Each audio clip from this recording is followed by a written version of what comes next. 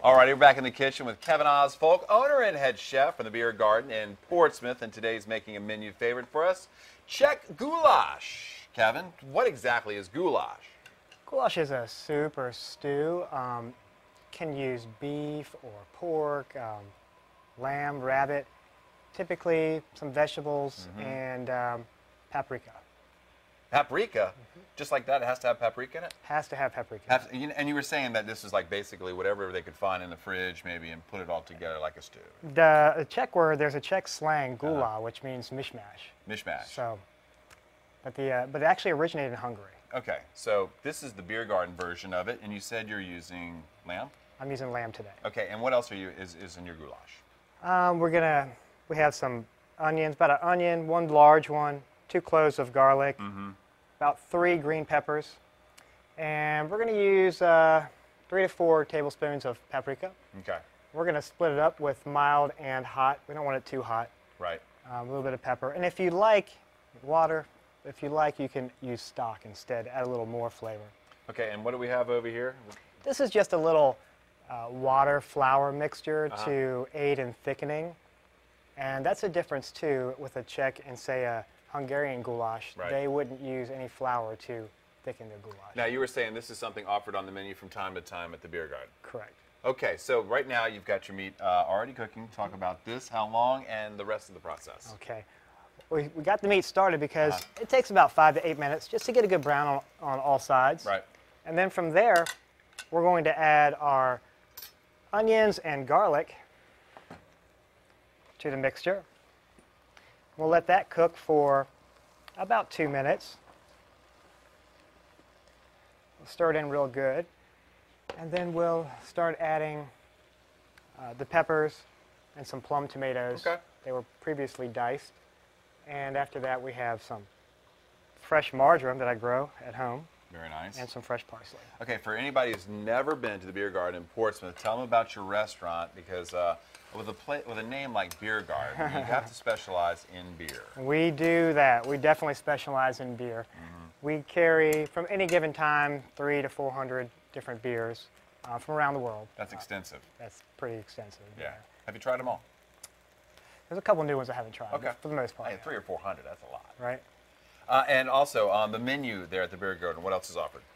The menu is, it's definitely heavy on the German side. My parents came here from Germany in '63. We do have some other Eastern European items on the menu. Right. But they're, for the most part, family recipes. And the biggest favorite that sells the most ever at the Beer Garden? Wow. Probably the schnitzel. The schnitzel, which you did last time. Yes. Okay, so how are we doing here on the goulash? It's doing good. We just need these onions and garlic to cook a little bit more. And if you're cooking this at home, you can use a Dutch oven, or you can just use a, frying pan. A good iron skillet will give you your best brown. Right. And after we add everything to it, it's going to cook for about 2 hours, Right. 2.5. Okay.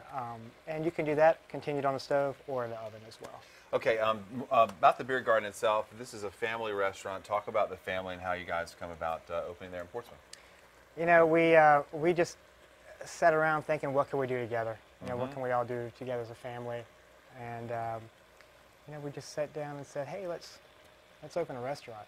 How's that going for you, though? I mean, you've been I know, open right? since, what, 97, right? Since 97. Yeah. You know, and it's odd to think back because now I'd be scared to death, and at the time it was just kind of like, well, whatever. You know, we didn't have much to lose then. Does it bring you closer together or farther apart? Working together, sometimes you wonder. You wonder about that. You know, I mean, it's not without its difficulties, but Right. I think we all work pretty well together. Okay, Memorial Day. What's your plans for later today? Cooking out. Cooking out. What are you cooking? Well, we're going to cook some Boston butts, Uh-huh. but we're also going to grill some hamburgers and hot dogs. Hamburgers and hot dogs, a Memorial Day treat with Kevin from the Beer Garden. We'll check in on the goulash in just a few moments. Good. Happy Memorial Day, everybody. We're back in the kitchen now with Kevin Osfolk, owner and head chef for the Beer Garden in Portsmouth. He's wrapping up one of their menu favorites, Czech Goulash. And, you know, Kevin, you told me that the goulash is kind of like a beef stew, a little mixture of everything, but I wasn't aware of paprika and the importance of that. Tell me more about the paprika. It is not goulash without paprika. Okay. Now we know. The Hungarians are very proud of it. Right. What I used here, I used predominantly the sweet paprika, or mild, and with a little bit of the hot. I wanted to make sure that got a little kick taste to it, buds, right? yeah. Yeah, got to have a little kick because you're the beer garden, man. Got to have a little beer to go down with cool it off with a nice beer. Got to cool it off. Okay, so I didn't know that about paprika. I know they're they're proud of their paprika and their spice. Where are we in the process of your goulash, and what do we miss? Well, what we did is we cooked the goulash. And the goulash cooks, like I said, anywhere, I'd say, an hour and a half to 2.5 hours. Right. And then we thicken it in this version. Now, a true Hungarian goulash, you would add no flour to thicken it. You may use potatoes, but they refuse to have flour in their goulash. Right.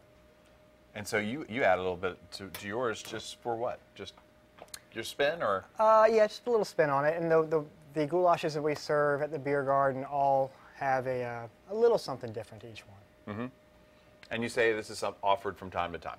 Correct. Okay, a little bit about yourself. How'd you get started being a chef? I mean, was this something passed down from mom or dad, or what? Essentially, yes. Yeah. My mom was a wonderful cook, her mom was a wonderful cook, and my dad's mom was a wonderful cook. And we just kind of go from there. So what you're saying is you're a wonderful cook? I'm mediocre. They're wonderful. You're a mediocre cook. Okay, you're mediocre. You're a humble cook.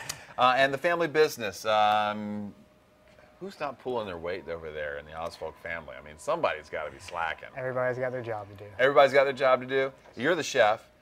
Who else? How does it break down over there? Who else does what? My sister does a lot of the back of the house, Okay. paperwork, keeping that sort of thing straight, advertising. My father will come in probably 3 days a week now, and he'll work the bar during lunch. There's a lot of regulars that come to see him. Really?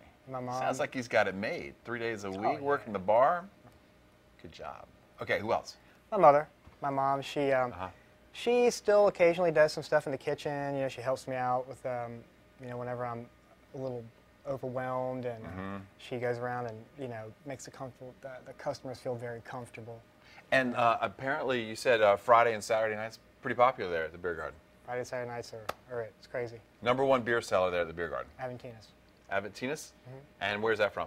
That's from Germany. That's from Germany. Okay, as we wrap it up, show us what we got here in the pot. A little unveil here and a finished product over there. Oops. All right. Okay, so this is still in the cooking process.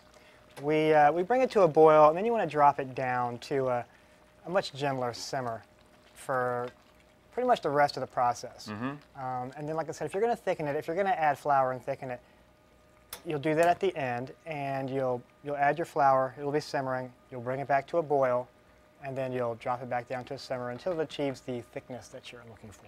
Okay, and after the process, you said 2 hours or so, it turns out into this. Correct. Very nice. Yeah, and give me one good beer to drink with the goulash. Any dark beer.